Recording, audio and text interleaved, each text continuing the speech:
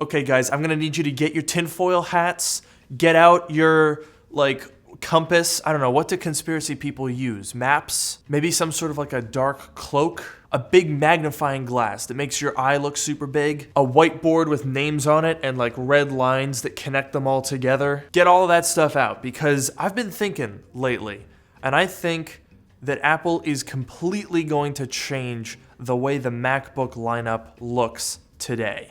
And today we're going to talk about it.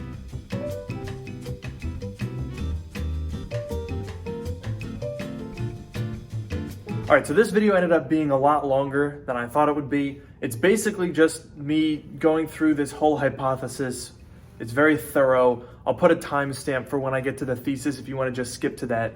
Also, I know a lot of people have been pestering me in the comments saying, Luke, where's the OnlyFans? Well, guess what, folks? I made it, okay? I posted it in the community tab, but I put in the description. I make no guarantees as to what's going to be on there, but I did make it, so don't buy it. Anyway, here's the video. Okay, so let's start today with the new leak that came from analyst Ming Chi Kuo. Now, if you've been following Apple leaks at all, then you've heard of Ming Chi Kuo. He's been around for what feels like forever, and I'll admit sometimes he can get a little iffy on the details, but by and large, he's a pretty reliable source. So according to Ming Chi Kuo, Apple is announcing a redesigned MacBook Air with a mini LED display in the middle of 2022. In addition to the new mini LED displays, apparently this MacBook Air will feature MagSafe charging, a thinner and lighter design, and 2 USB 4 ports just like the current MacBook Air. Also interesting is previous Bloomberg reporting that said that this MacBook Air would feature a successor to the M1 chip,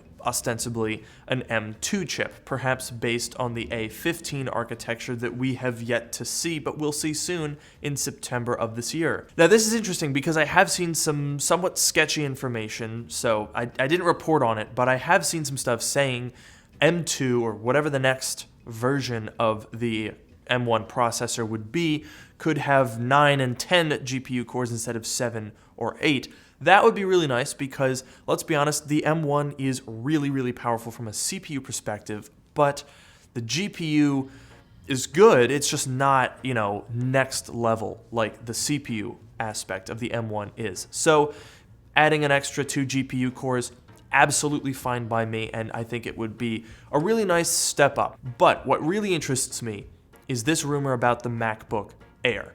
So we're starting to get a bit of a picture here, right? We're getting the leaked design that John Prosser and Ian Zelbo came out with a couple of months ago. That thing looks phenomenal. Ever since I saw those renders, I have been in love with that device. It looks fantastic. And now we've got reports, credible reports, saying a next-gen processor, or I guess a spec-bumped processor would probably be more accurate. But, when you're talking about an M1, any sort of a bump above what is already a really crazy good processor is, yeah, I'll take it. And now we're seeing mini LED display. But the thing that just doesn't quite sound right to me is MacBook Air. I don't think that fits the bill, because the MacBook Air has, well, when it was announced in 2008, it was a premium device. It came out at $1,799. It was really expensive. It's like $2,300, $2,400 in today's money when it launched in 2008. So it was by no means an entry-level product back then. But by 2012, Apple had sort of shifted it, because remember, after 2011, they discontinued the polycarbonate white plastic MacBook, which had been the entry-level device, and the MacBook Air assumed that role. And pretty much ever since 2011, 2012, it has been like that. The MacBook Air was the entry level, and then there was a 13-inch MacBook Pro that ranged from about $1,300 all the way up to in the $2,000 range, and then of course you had the 15 and now 16-inch MacBook Pro. However, there have been some times where Apple didn't really stick to that 3-device schedule. I am of course talking about the 12-inch MacBook. Now, the 12-inch MacBook was an interesting experiment, and I would argue it didn't go all that well for Apple. The original 2015 MacBook was abysmal. It was slow, the butterfly keyboard was terrible, the screen delaminated, the SSDs failed, the CPUs failed, the Thunderbolt ports failed. They're just awful. But later in the MacBook's life, when it wasn't as abysmal, in 2017, there was a bit of a weird situation going on with Apple's pricing. See, in 2018 specifically, it's where it sort of hit peak weirdness.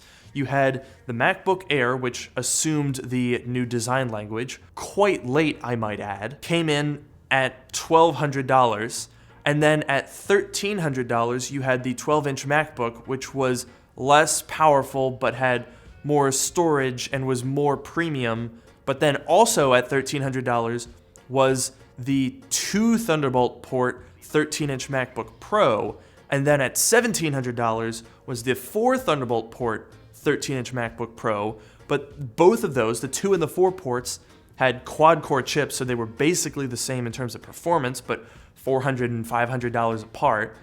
And then you had the 15-inch. It was a total mess. They had 4 different MacBooks, with the 13-inch Pro being divided in half, and 3 of them starting within $100 of each other. It was a complete mess, so it made a lot of sense when Apple just kind of killed the 12-inch MacBook. However, when we're looking at these rumors, we're bringing it back around now. Conspiracy hats on here, folks. Think about it right now. Apple currently sells the MacBook Air with M1, the MacBook Pro, which is still split in half on the 13-inch. So the cheaper ones are running Apple Silicon, the more expensive ones are running Intel. Those are obviously destined to be replaced. And then, of course, there's the 16-inch MacBook Pro, which is also destined to be replaced. Now, that stuff is sort of common knowledge. The Intel MacBook Pros that remain are almost certainly, and hopefully this year, going to be replaced with Apple Silicon with new designs. Finally, it's been 5 years since we've seen a new design generation, and that's sort of like, you know, we're headed down that path. At $1,799, I would expect the 14-inch MacBook Pro with the M1X, all this new features that we've been talking about. Where does that leave the M1 MacBook Pro? Because as I've said, when talking about the new 14 and 16-inch, really compelling value, right? You're talking about $1,299, M1, 8 gigs, 256 for storage. Bump that up to $1,799, M1X, new design, more ports, no touch bar. It's probably 16 gigs of RAM, 512 gigs of storage, mini LED. That's a lot. So at that point, it makes you wonder, why would the M1 MacBook Pro even exist at all? Even now, without the new future Apple Silicon MacBook Pros in the picture, the difference between the M1 MacBook Air and the M1 MacBook Pro is pretty negligible. So what I propose is this. Apple completely drops the 2 Thunderbolt port 13-inch MacBook Pro. Dead. With a 14-inch and an M1 Air on either end, it just doesn't really make a whole lot of sense.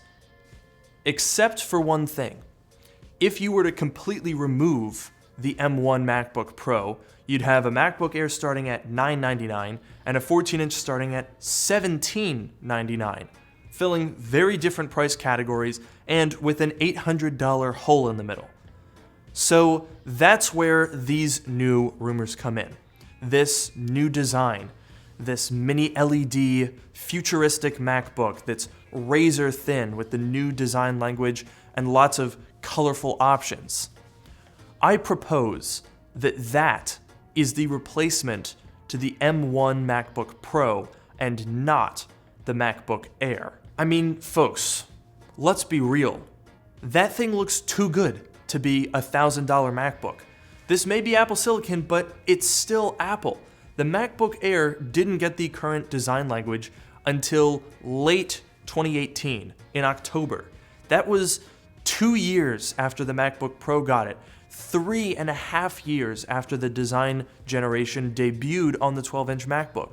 If it was that late to the party just 3 years ago, why would we assume that the MacBook Air, at its low price point of $999, would be getting this radical redesign? MacBook Air used to signify the thin and light MacBook, but now it sort of signifies the base MacBook. It's sort of MacBook Lite or MacBook SE in modern vernacular. So what I would think makes more sense for Apple is to keep the M1 MacBook Air and its design pretty much unchanged. Maybe they add colors to it, I don't know, but probably not changing a whole lot about the design.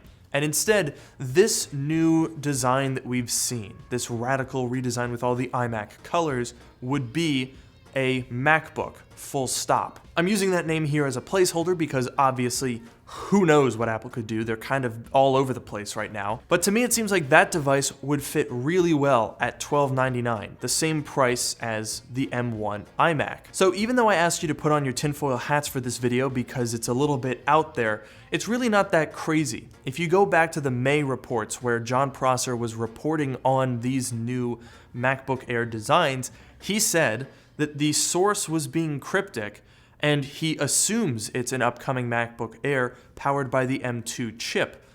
All of this rumor and speculation about, the next gen MacBook Air has been based on an assumption that that's what we were looking at. There was never any definitive proof that says this is a MacBook Air. Oftentimes when Apple is working on products, they don't even assign names to them, so you can get all of the information that you want, and it'll just have a little code name. If you think back to Mark Gurman's report from, I think it was May or maybe even April, where he was discussing future Apple Silicon chips, he also mentioned J314 and J316, the code names for the upcoming 14 and 16-inch MacBook Pro. He also mentioned more recently a redesigned iPad mini with codename J310. There's been enough chatter for enough months at this point to say, okay, with a high degree of certainty, we can deduce that Apple is working on a next generation, low-ish end MacBook with a new design, cool colors, MagSafe, the new ports, probably a next-gen processor and mini-LED displays, but I just don't think it would make sense for Apple to completely redesign their whole platform and then put it in the cheapest MacBook there is. You look at the sales right now for the M1 MacBook Air and the MacBook Pro, they didn't change anything about the design, and they've been selling like hotcakes. They've been flying off the shelves, and for good reason. And the old saying goes, if it ain't broke, don't fix it. Why spend billions of dollars in R&D on the MacBook Air when that's selling really well, when you could target the M1 MacBook Pro, which has been the object of some confusion and people wondering why it's there. And, if you're going to put in all the energy to make this new design and do all the colors and next-gen Apple Silicon chip or whatever, why not price it more expensive, make more money off it, So that's my theory. I think by the end of 2022, we are going to have the MacBook Air with largely the same design as it has currently. This new MacBook or MacBook SE or something that would be colorful, mini LED display, new design, very cool, $1299. And then we would have the 14-inch Apple Silicon at $1799, 16-inch Apple Silicon at $2399. That's my prediction. Let me know in the comments if you think I'm onto something here. And of course, if you have any inside information, just go ahead and shoot me a DM over on Twitter at Luke Miani. So yeah, I'm curious to hear what you guys think about this crazy harebrained scheme that isn't really that crazy in my opinion. Let me know in the comments below. As usual, I'll see you all in the next video.